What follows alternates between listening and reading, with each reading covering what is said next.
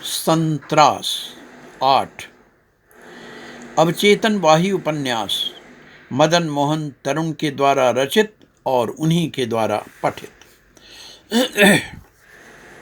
उसकी गर्दन सुई की छोटी सी नोक वाली छेद में घुसी है और उसका मुंह फूल गया है।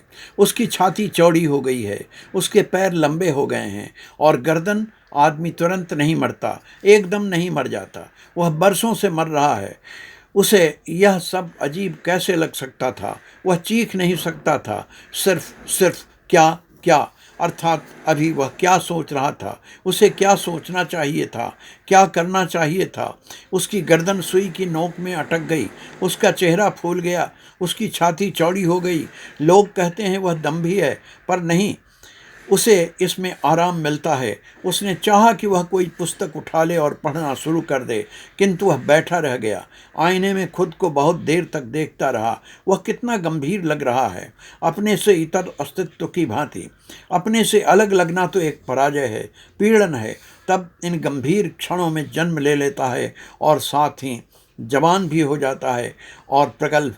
तभी सारी विकलता उसे घेर लेती है और वह कुछ नहीं कर पाता। वह किसी भी लेखक को पढ़ना नहीं चाहता। कितना हल्का हल्का अपना अपना सा लग रहा है। अर्थात पिछले तनाव के बाद वह आईने में अपना चेहरा देखता रहा था। पढ़ने की इच्छा भी हुई थी, दूसरे की पुस्तक पढ़ना, दूसरे की जिंदगी जीना।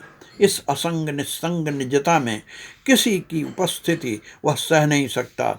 सबसे ज़्यादा कष्टकर यह है कि वह दूसरों को ज़्यादा पढ़ता है, इसीलिए लिखना बहुत कम हो पाता है। यही दुखद है, यही प्रताड़क है, यही वह पूर्णतः स्थायी जीवन जीना चाहता है। स्वार्थ सिर्फ वे ही क्षण सही हैं, जीवन है।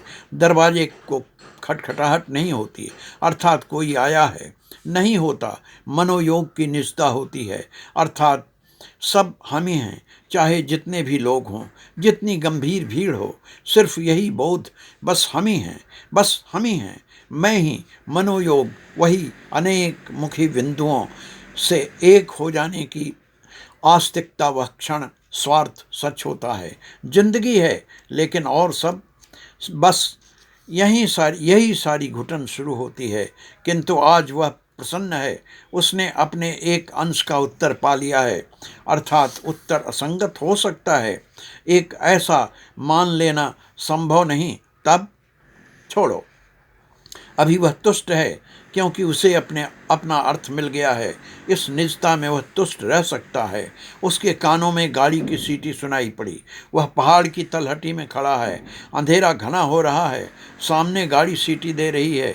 तो क्या उसके साथ पहाड़ भी चलता है, या पहाड़ उसकी पीठ पर लद रहा है? उसका सिर भन्ना गया है, उसकी पीठ दुख रही है, रीढ़ की नसें तनतना गई हैं। वह चट्टान पर लेटता है। यदि वह मर गया तो कुछ काट खाए, अर्थात उसे अपने को भी बचाना है। यही सच है, यही आदमी की पहली समस्या है। लेकिन नहीं, समस्याएं तो यहीं से, अर्थात इसी से शुरू होती हैं। और समस्याएं सिर्फ शुरू होती हैं, समाप्त नहीं होती। शुरू होती हैं और होती चली जाती हैं। प्रत्येक बिंदु बहुकोणात्मक है।